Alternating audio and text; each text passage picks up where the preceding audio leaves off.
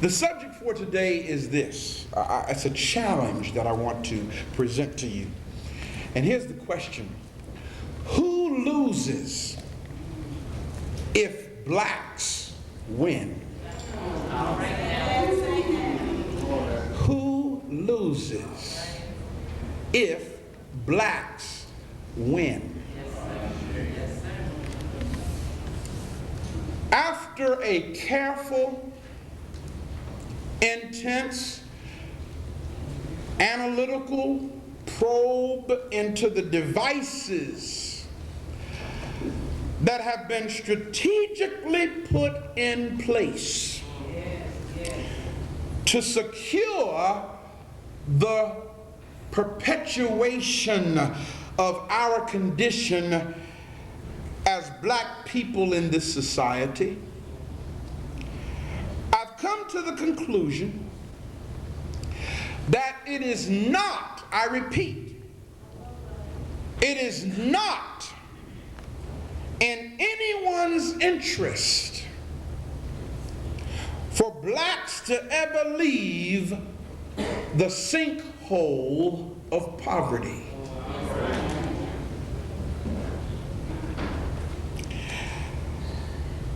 It is not in anyone's interest for blacks to ever form a powerful, healthy business class. It's not in anyone's interest. And it certainly is not in the interest of those who are part of the immense social service industry, such as the endless stream of social workers out there. If blacks ever get themselves together as a corporate body, a lot of people will be out of work. Counselors, a growing number of experts will be out of a job. As painful as it is to admit, brothers and sisters, and it's painful to say what I'm about to say, it's not even in the interest of civil rights organizations. Come on. We have the NAACP, National Association for the Advancement of Colored People. For those who don't know the historicity of that organization, let me drop it on you right quick. It's not a black organization. It never was and never will be. It was founded by Jews, a man named Jacob Schiff, S-C-H-I-F-F, who also is the founder of the Anti-Defamation League, same person. It was founded by Jews, it's owned by Jews, and it's still run by Jews. But so that we will think it's an organization for us, they put black folk out front to operate it. It's black operated, but it's not black owned.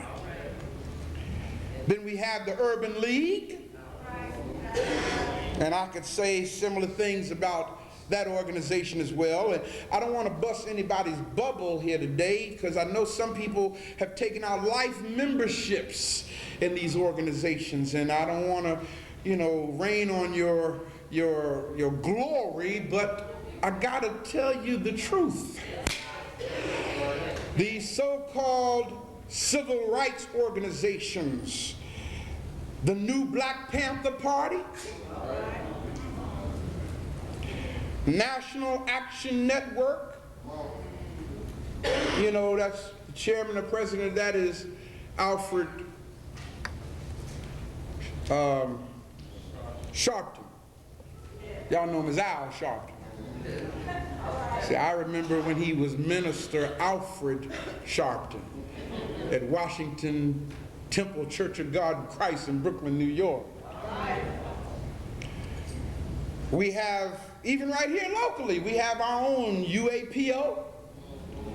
We have the American Association for Affirmative Action, Southern Christian Leadership Conference, the SNCC, Student Nonviolent Coordinating Committee, oh man, CORE, Congress on Racial Equality, NBUF, National Black United Front, and I could go on and on and on and on with all of these civil rights organizations whose administrators, hear what I'm saying now, whose administrators justified their financial stratagems and fundraisers to meet their operating costs and overhead, which they may or may not have.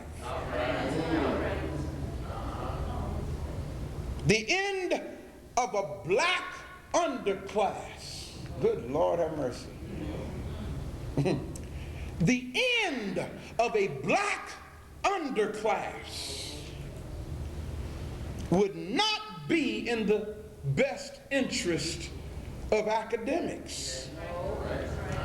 Believe it or not. You see, y'all, it's the black underclass who provides the content for the theses, for the monographs. It's the black underclass that provides the contents for the doctoral dissertations. It's the black underclass that provides the content for articles in various journals and magazines and books and courses on sociological perspectives in urban America. It's the black underclass that feeds all that and gives them something to do. And we must be sure to understand that a strong black business class is certainly not in the interest of politicians, whether they are black or white. You see, here's how it goes. The black politician, follow what I'm saying. I hope this is what I'm saying making sense so far? The black politician especially is dismayed by the prospect of a strongly developed class of black entrepreneurs who can speak for and represent themselves. See, because if you have some black people who are powerful enough to speak for themselves and represent themselves adequately and efficiently, then there's nothing for the black politician to do. So it really would not be in the best interest even of black politicians for there to not be a black underclass. My God, what would happen? What would happen if blacks as a people would begin to overcome the obstacles that sociologically and politically and economically limit us? What would happen? What would happen? Just think for a minute, y'all. A world devoid of poor black people. Can y'all imagine that? A world devoid of poor, troubled blacks is not in the best interest of mainstream media. No, it's not. You see, it's the troubles and tragedies of black people. I hear it on the news all the time. Everything that goes, all this stuff that happens in North St. Louis. Homicides. Almost every day. Our troubles and our tragedies provide the most tantalizing morsels for the nightly news. Yes, yes. Our troubles and our tragedies provide the tantalizing morsels in this paper that y'all got out here called the world. This paper is a cheap looking little paper, but it makes big money off of nothing but black people's troubles and tragedies. Then you have sick entertainment shows on television where black folk don't have no better sense than to get on national television and air their dirty laundry with each other. Oh man, it would not be in the best interest of mainstream media for us to get it together. And most tragically, the loss of a black underclass is not in the interest of the increasing numbers of black entertainers whose music and routines and characterizations and talk shows are centered on the existence of black pathologies. There was a phrase that I think the Marine Corps still uses it. They had it when I was in the Corps, and that phrase is, the Marines are looking for a few good men. Being that today is Father's Day, I'd like to restate that phrase just a little differently and make it applicable to us as people and say, black children are looking for a few good black men. Yeah. Now follow this now, follow this. All it would take to begin the reversal of our community's decline are a few, not a whole lot, just a few good black men. That's all it would take. If we could get just a few good black men throughout the black communities of America. All right. That would begin the reversal of the decline of our communities. Men, black men, who first of all are determined to stand up to bootleg, illegitimate, unauthorized preachers. Brother talked about it this morning. That's why I said you're messing with my message, man. You know? I don't know how many of you heard Sharon on the radio this morning. Brother came up with a serious indictment. To begin the reversal of our predicament in our black communities, all it would take would be a few good black men to firstly stand up to the many bootleg, illegitimate, seriously illegitimate, unqualified, inexperienced, miseducated, unauthorized preachers in the black community. Now I know, don't get me wrong, I know that there are some preachers, in fact there are a few preachers, or many preachers, however you want to say it, who are qualified. Yes, they are, and they are really concerned about the spiritual welfare of our community. So I'm not talking about those few. I wanted to share this joke on the radio this morning when Sharon started talking about the overabundance of black churches within urban America. Not just here in St. Louis, it's everywhere.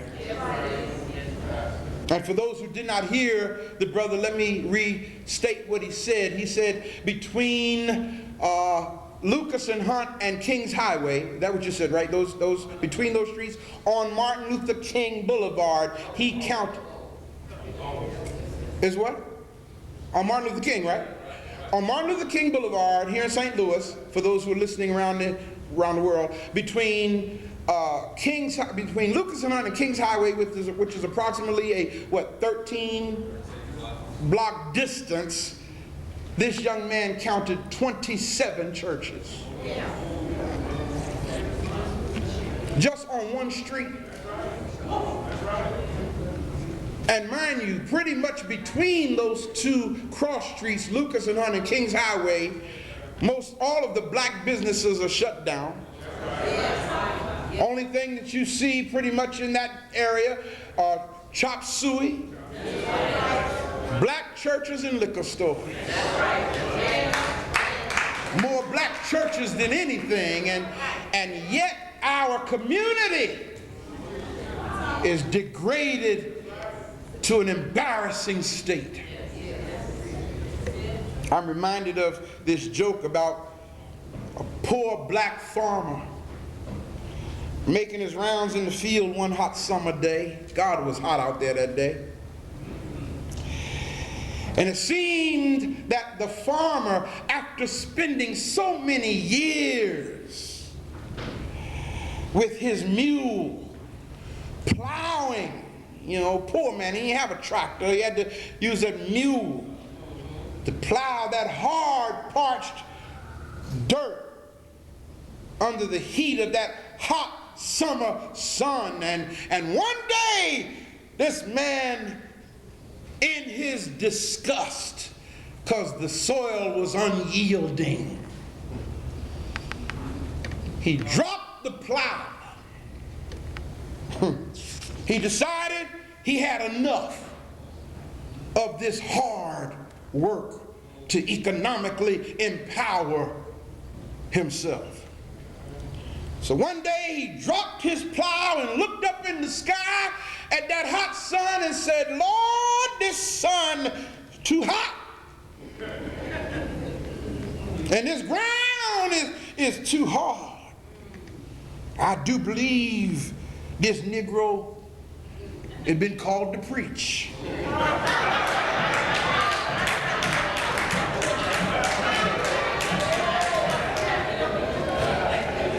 You get it? Could it be our misfortune, brothers and sisters, that so many black men are still dropping the plow for economic development and empowerment and hearing the call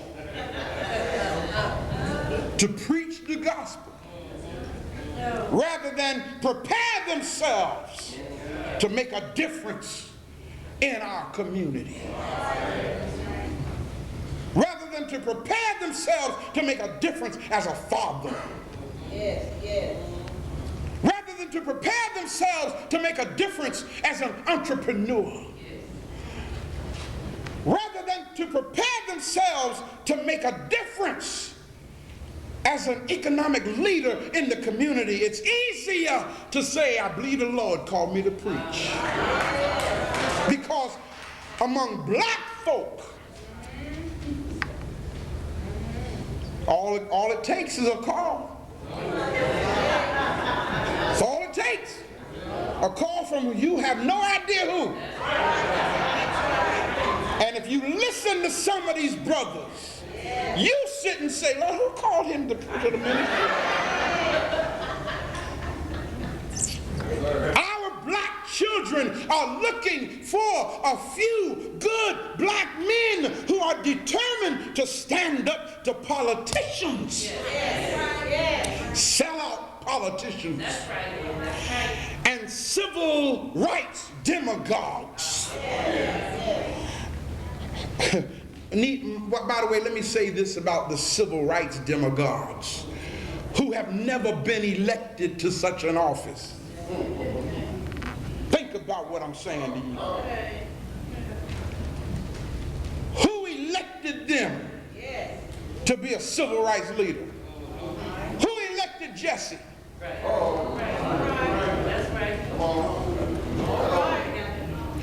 Who elected Alfred?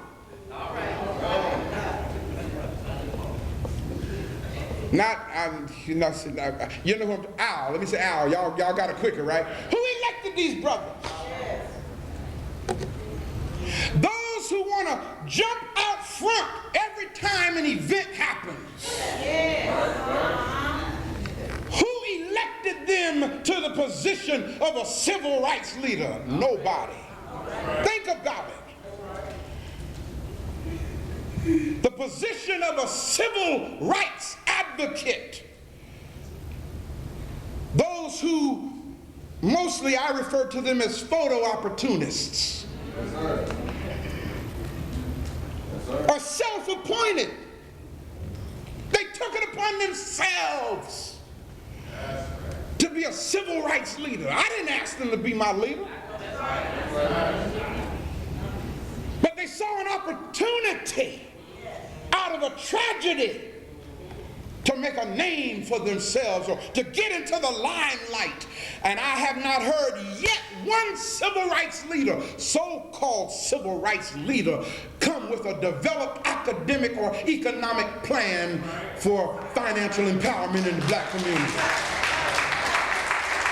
They come on the scene when something's going wrong, make a statement, give you some feel-good juice, jump on the plane and they're out of here. And you call them our leaders. I'm not knocking them, I'm just telling you like it is. Our black children are looking for a few good men who are ready. What did I just say? Ready. Who are ready to galvanize blacks to begin operating in our own best interest. That's what our children are looking for, Daddy, since today is Father's Day.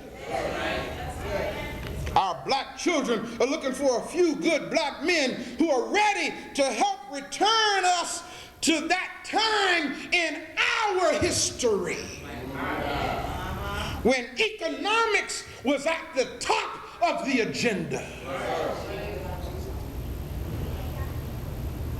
Black men who will take us back to that point in our history when it was imperative for everybody to learn the workings of the financial market. Yes. Think with me. Go back to the early 1900s, 1915, 16, 17, 18, 19, 20, 1921. There was an organization, there was a society in Tulsa, Oklahoma, of black people. That was the most recognized financial power in the world. Black folk. It was called Black Wall Street, where New York has copied it and get their Wall Street from. They got that idea from black folk in Tulsa, Oklahoma, where oil company owners, white oil company owners, would come from Texas and from every other parts of the country to Tulsa, Oklahoma to borrow their money from black banks to keep their white oil companies going.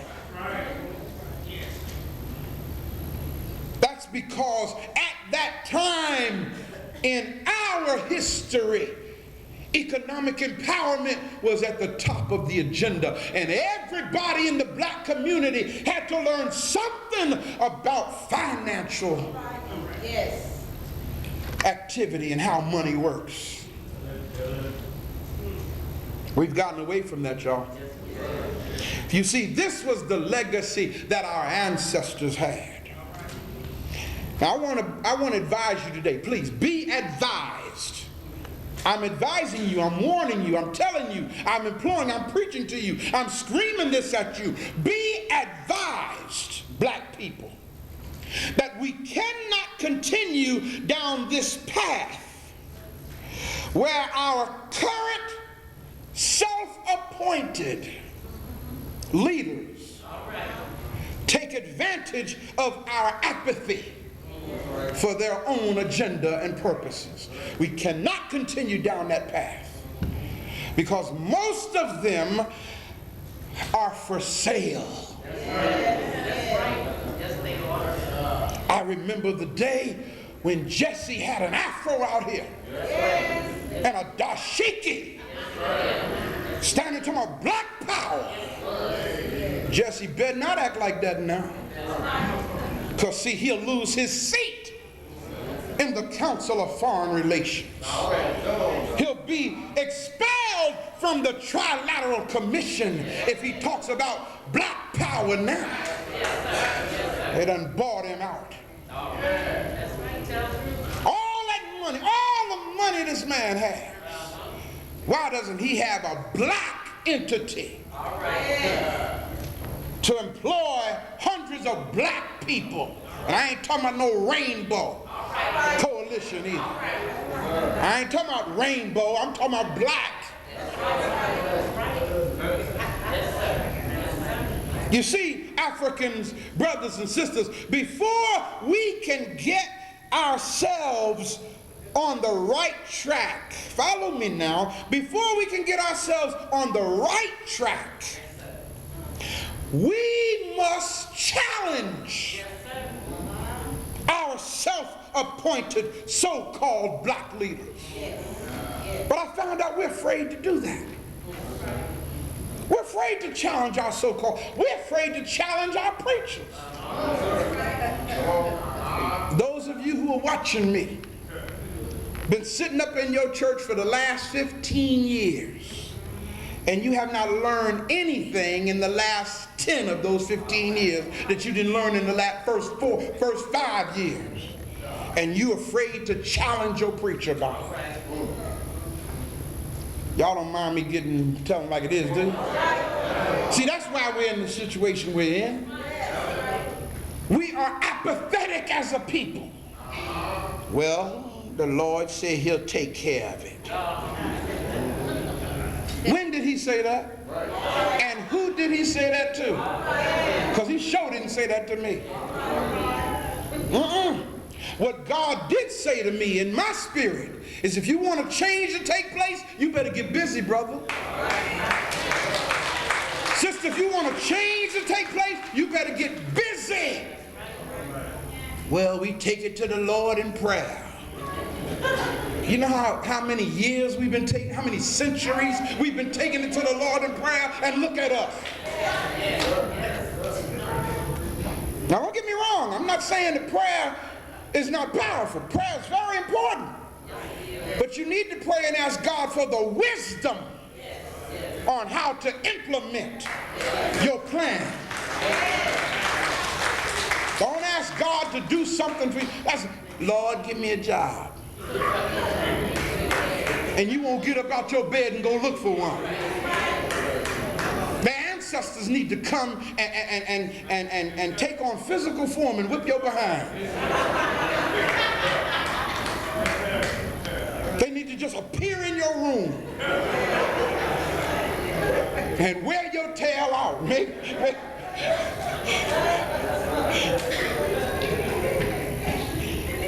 The African community needs to know that we need to understand which direction we should really be going in. I hope this is making sense to y'all. You see, we don't challenge our self-appointed so-called leaders because they're black. And somehow we think that because they're black, they would never do anything bad. Look at the person next to you and say, you better wake up. I think we were just in here talking the other night, right here. And I hope you don't mistake what I'm about to say. But I said to somebody, I think it was here somewhere, I was talking to somebody, I said, I would rather see a white person in office than a black person who's going to be a puppet and be used against his or her own people. Let me show you how deep this thing goes. In the Bible, in Proverbs the 14th chapter, the 34th verse, I want to give you what that verse says, but I want to give it to you from a more modern transliteration or the Message, and I told y'all what I encourage you to do is for comparative reading, for comparison reading, go to BibleGateway.com. All right? That is an online Bible website where you can pull the biblical text up in many different versions and even in different languages. And just read a verse out of different translations and different versions and see what it says. And here's what Proverbs 14:34 says in, I believe it's the Amplified version. Here's what it says. Uprightness and right standing with God, moral and spiritual rectitude in every area. How many areas? Every area of your life. Moral and spiritual rectitude in every area and relation of your life will elevate a nation of people. But sin, God avoidance, if I can use that phrase, God-avoidance is a reproach to any people. Now what is this saying here? If you look it up in a different version or translation, it will say truth, justice, righteousness will elevate a nation of people. Y'all know I bugged out when I saw truth, justice, righteousness, right? You know why I bugged out?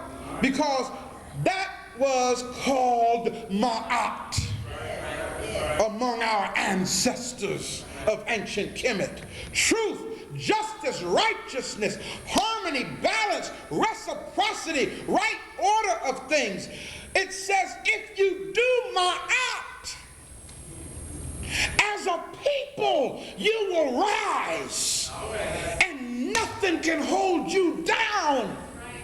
But if you get busy avoiding God, you as a people will be brought to shame. Now let me show you what meaning that has to me. I've seen too many of our brothers and sisters who talk about African liberation, black empowerment. All that sounds good, but they're into God avoidance. You cannot avoid God and have black empowerment. We got brothers and sisters who literally despise church. Follow me now. They literally despise anything that got to do with church. And I grant you, perhaps some of them have been disillusioned. Some of them might be what I call a practical atheist. So you'll understand, a practical atheist is a person who has been so disappointed by somebody at church that they don't want to have nothing else to do with church. They still believe in God, but somebody in the church disappointed them. Somebody in the church disillusioned them. So they have now become anti-church. And what's deep about it is the church ain't the problem. Maybe someone in the church is the problem, but the church ain't the problem. And I need to drop this on you while I'm at it. If you're looking for a church where there ain't no hypocrites in there and you join it, it will be one there after you join it.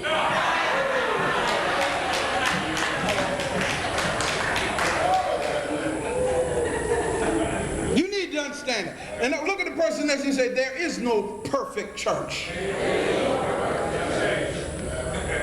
It's amazing, brothers and sisters, how we so readily find fault in others as an excuse not to to fulfill our obligations and responsibilities. Okay, I'm going to move on. See, what's really killing us is our moral decline. How many of y'all have ever heard of Booker T. Washington? Powerful brother, a genius. Booker T had a strategy for black economic empowerment. His strategy was these words: beat them at their own game. That was his strategy. Today, Booker T. Washington might advise us to take our cues or our hints or our ideas from some people called the Japanese. If Booker was here today, he'd say, now what y'all need to do is look at the Japanese. That's what he'd say. He would say, now just look at what they did. Look at what they did. They were bombed.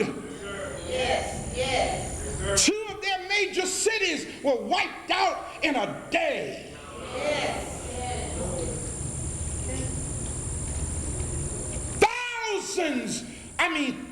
Thousands of Japanese lost their lives at the horror of American bombs, atomic bombs being dropped on Hiroshima and Nagasaki. Booker T. Washington would say, black folk, understand, not one Japanese picked up a sign that said, we shall overcome. Booker T. would say, not one Japanese boycotted anything. Not one Japanese decided to have a sit-in or sit down or sit out, whatever. Booker T. would say, not one Japanese ran out into the streets with a gun saying, I'm going to kill the Americans, I'm going to kill the Americans. Not one. Take a lesson from them. Now follow me. They dropped some bombs on Tulsa. We haven't bounced back yet. They dropped 2 atomic bombs on the Japanese. And you know what's really deep about it? Even now, right now, as I speak to you, this country has so much of its land and so much of its industry so intertwined with Japanese investments.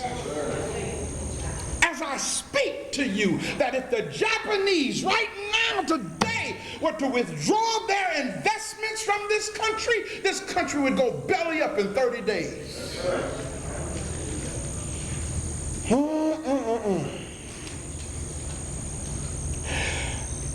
When has there ever been a sweeter revenge than success? Japanese said, we'll send our children over to the universities in America. We will learn their stratagems.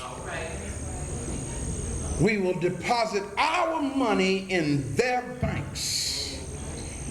We will make them think that we are becoming good Japanese Americans.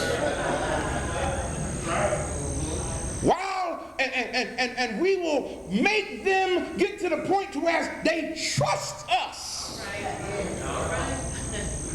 But we will never forget who we are and what we must do. That's what the Japanese said. A few good black men and women, I can't leave you out, sisters.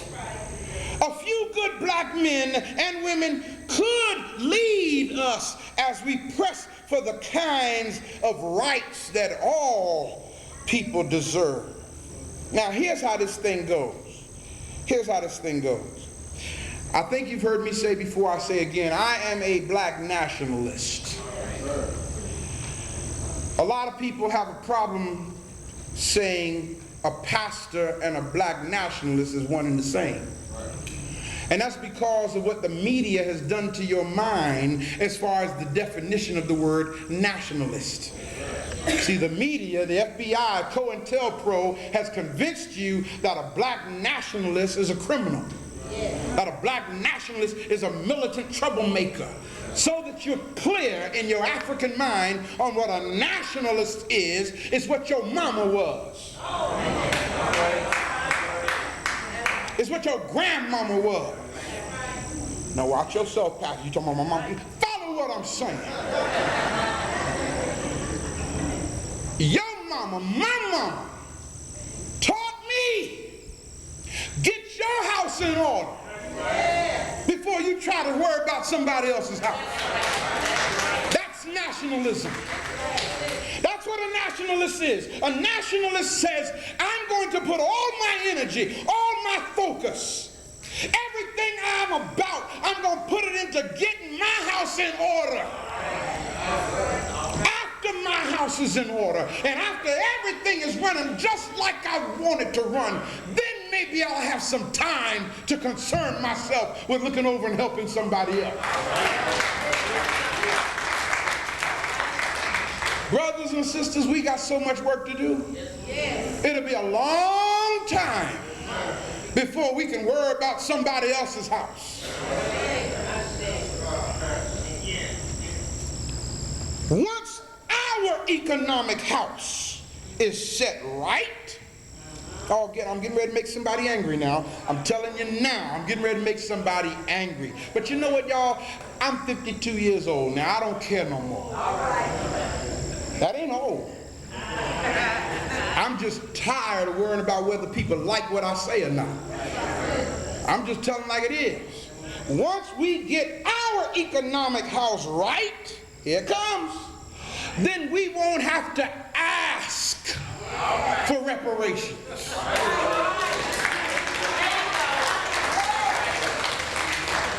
Oh, I done offended somebody now. In Cobra, don't take what I'm saying wrong. But something just don't sit right in my gut when we as black people have to ask for reparations. There you go. Did y'all hear how that sounds?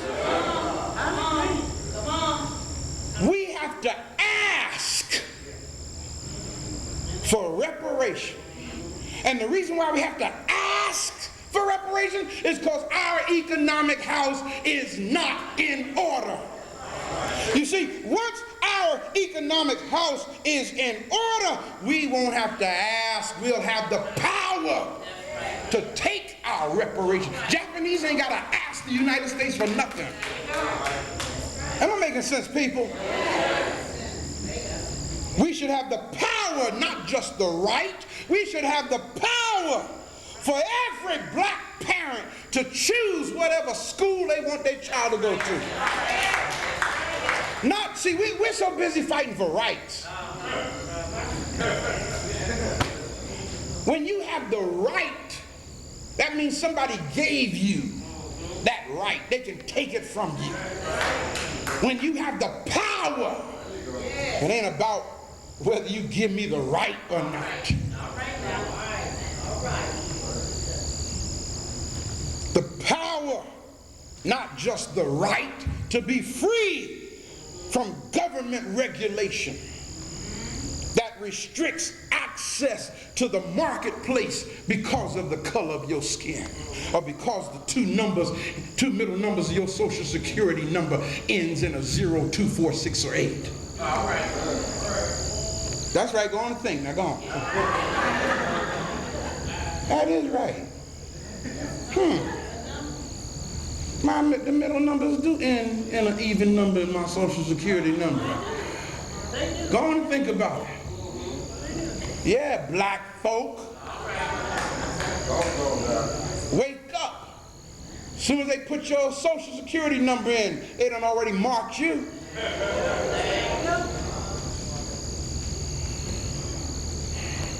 I look at the welfare program of the government. It's designed designed, now follow what I'm getting ready to drop on you. It's designed to keep those of us who don't know how to use it enslaved. You see, they put these programs in place and then taught their people how to use these programs. Let me give you an example of what I'm talking about. Here you have a white lady on welfare. Here you have a black lady on welfare. Let's compare the two. The white lady is taught, go open up a business, form a corporation, not in your name.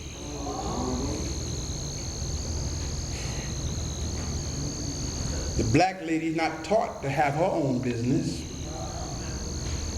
Don't say it's your business, white lady. Say that you're an employee of ABC Corporation.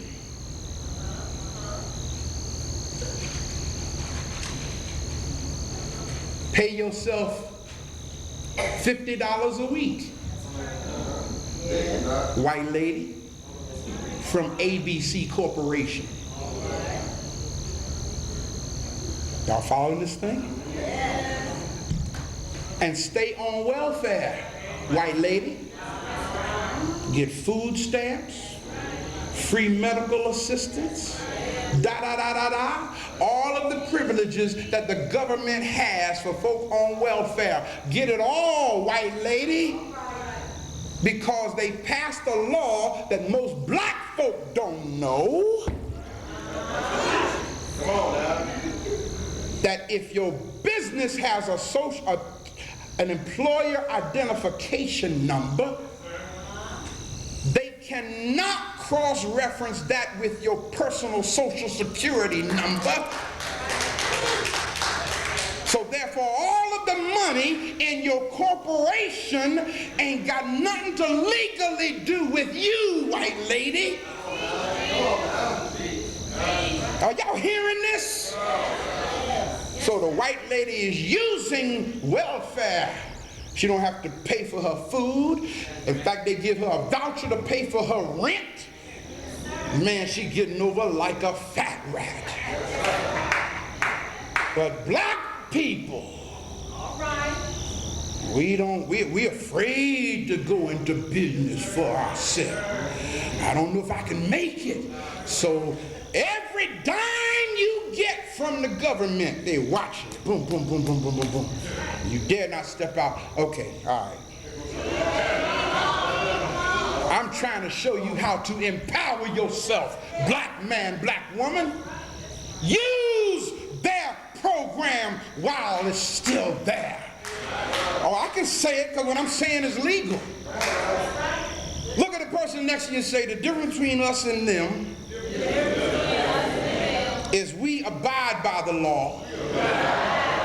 They use the law.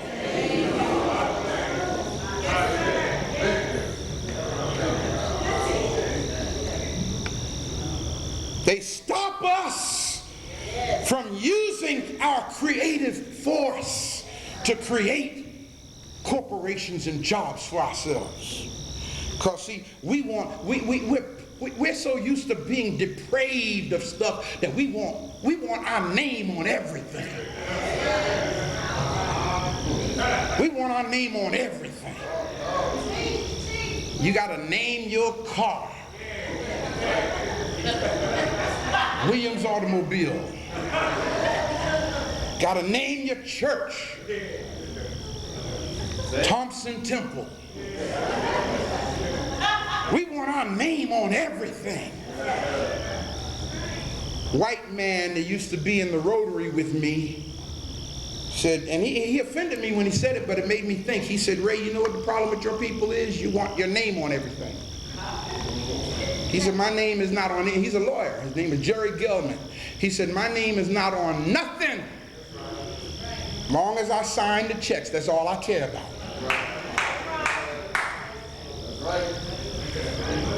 Am I making sense, people?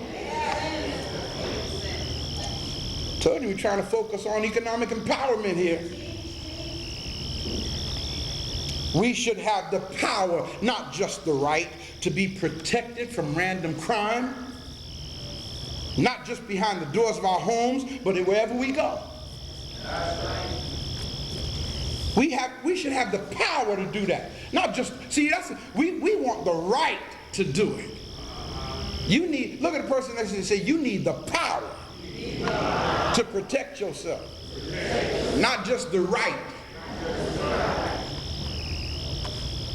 You shouldn't have to ask somebody if you can protect yourself. Where you live at? Somebody getting ready to go upside your head and you worried about the right to protect yourself. You need the power. You need the power to protect yourself. You must see how they circumvent our power? Don't worry about it, because vengeance is mine, saith the Lord. Let me tell you something. You get ready to hit me. You get ready to hit me. We not going to pray.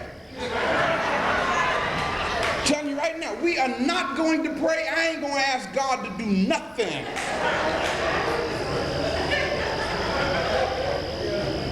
You know, you got to remember that. I got the power. You remember that? You got to have the power. Don't.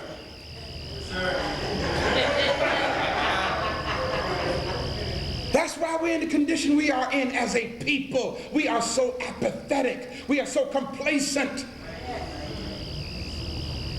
Yes. Our black children are looking for a few good black men who will cease reacting to circumstances created by others and begin to create a new set of conditions for them and our future. And I personally today, whoever hears this message, wherever you are, I am calling upon a few good black men to foster an outlook that emphasizes objectivity and personal initiative. Let me close by helping you to understand that we need to realize the connection between spiritual and economic health. Now, did y'all hear what I just said? Now I'm going to tell y'all like it is. You may not want to believe what I'm saying, but when you are flat broke, I mean, you have absolutely no money, you can't pray.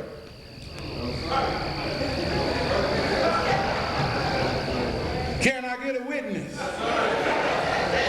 You ain't got but one prayer when you ain't got no money, and that's Lord have mercy. Lord, make a way somehow.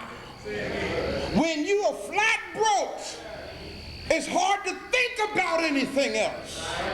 We need to understand the relationship between spiritual health and economic health. Most of your preachers that Brother Sharon was talking about today, they realize it. In fact, most of your preachers that have these financial exploitation devices in their churches, telling you how the Lord gonna bless you 100-fold. Y'all ever hear that? The Lord said, give, and he will give back to you, pressed down, shaken together, and running over. Y'all have heard that before, haven't you? I like to say to those preachers, if you believe it, then you give it. All right. That's what I like to say to them. The Lord told me to tell you to plant a seed offering. No, I'm acting, y'all. I'm not saying that, you know. I'm acting. We don't do that here at the village. Okay? We haven't done that since I've been here, and as long as I'm here, we're not going to do that. We don't do the financial exploitation thing here. We believe that you give to the best of your ability, and we ask God to help us use that to meet our needs, and that's it. Okay? We don't ask anybody to give $500 so they can get a house. God is not a lottery ticket. Did y'all hear what I'm saying? But yet, and if you go to many of our black churches, you'll see that the person who's up advocating this, they're the only ones blessed. Think about it. The black preacher who is up advocating financial exploitation, they are the ones who got the Lexus. They are the ones who got a 3-car garage.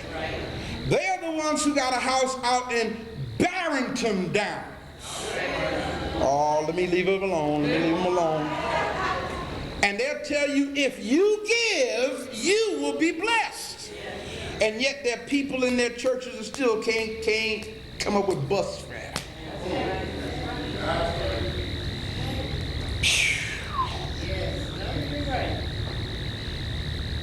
Ministers who are genuinely committed to the spiritual growth and development of our people and believe in the transforming power of a vital personal relationship with the Almighty, they don't need to be threatened by what I'm saying. Because what I'm saying doesn't apply to them. But I'm talking about those brothers out there who are running these financial games on our people. The brother convicted so many of it this morning. They told Brother Sharon, you better get a bodyguard. I did what he said on the radio today. Trying to shut down churches. And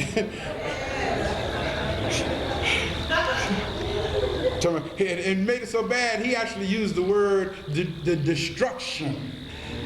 He didn't say they need to be closed, he said they need to be destroyed.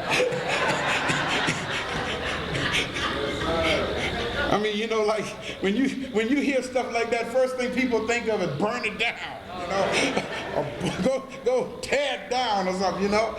Oh man, brothers and sisters, we have a destined path forged by our ancestors, and we need to get back on course. Using the moral force derived from our African spirituality. Now follow what I'm about to say and hear what I'm saying very carefully, because many of our people are in different religious belief systems. All right? And even at that, whether it be expressed in Christianity, whether it be expressed in Islam, whether it be expressed in Hebrew Israelitism, our black men and our warrior women should take the lead in opposing anyone and anything that stands in the way of our spiritual and economic empowerment. Don't sit back idly and let stuff go on that you know is going to hurt us as a people. Moral and spiritual interests are interwoven in our spiritual, material, and economic health. Again, Proverbs 14:34, it says, uprightness and right standing with God will exalt and empower a people. But God avoidance will bring shame to a people. Our black children are looking for a few good black men who will strengthen our resolve to ground our families in traditional moral values. If this happens, it will better help us to compete on all fronts, including an economic front. Now that we've understood how we've drifted so far off course, we as a people need to ask the Creator, we need to ask our ancestors, and we need to search ourselves to find out what we need to do to get ourselves back on course so that we can have the power that lies hidden inside of us. Who loses if blacks win? It's really deep when the very people that you think are fighting for your deliverance are the ones who's benefiting from your oppression.